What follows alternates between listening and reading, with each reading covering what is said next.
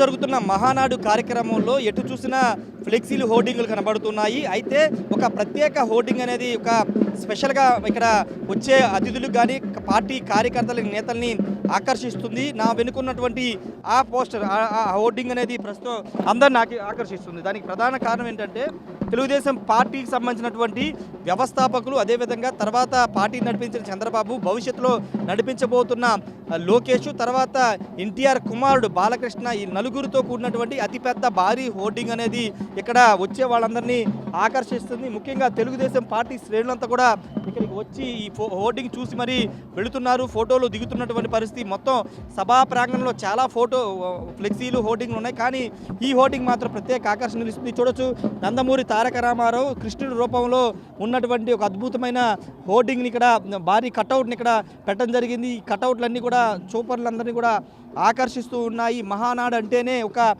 Telugu Desam party పండగ. అలాంటి పండుగ కార్యక్రమంలో ఇలాంటి ప్రత్యేక కటౌట్లు అందరినీ ఆకర్షిస్తున్నటువంటి పరిస్థితి. ఎక్కడ చూసినా అంటే కడప నియోజకవర్గం, కడప జిల్లా, ఇలా ఎక్కడ చూసినా ఇదే విధంగా పసుపు జెండాలు, కటౌట్లు, హోర్డింగ్లు, ఫ్లెక్సీలు కనబడుతున్నటువంటి సిచ్యువేషన్ చూడొచ్చు. ఒకసారి మనకి ఇటువైపున మొత్తం కూడా ఫ్లెక్సీలు, అదేవిధంగా కటౌట్లతో నింపేసినటువంటి పరిస్థితి.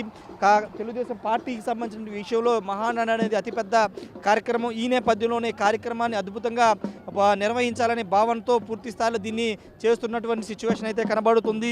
ఏది ఏమైనప్పటికీ తెలుగుదేశం పార్టీ నిర్వహిస్తున్నటువంటి మహానాడు కార్యక్రమంలో ప్రత్యేక ఆకర్షణగా కటౌట్లు అయితే నిలుస్తున్నాయని చెప్పాలి. మొత్తం సభా ప్రాంగణం మొదలైన దగ్గర నుంచి మొత్తం పూర్తయ్యే వరకు హోర్డింగ్లు, అదేవిధంగా కటౌట్లు ఉన్నటువంటి సిచ్యువేషన్ అయితే కనబడుతుంది. ఏదేమైనప్పటికీ మరి కాసేపట్లోనే మహానాడు కార్యక్రమం ప్రారంభం కాబోతుంది. నిన్న రాత్రే టీడీపీ అధినేత చంద్రబాబు నాయుడు, జాతీయ ప్రధాన కార్యదర్శి నారా లోకేష్ ఇక్కడ చేరుకున్నారు.